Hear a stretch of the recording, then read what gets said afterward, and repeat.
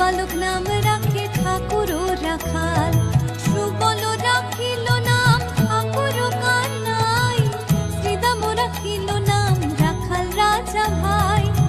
ননী চোরা নাম রাখে যতে গোপিনী, কালো সোনা নাম রাখে রাধা বিনোদিনী, উপজা রাখিল নাম পতিত পাবন হরি, চন্দ্রাবলী নাম রাখে মোহন বংশীধারী।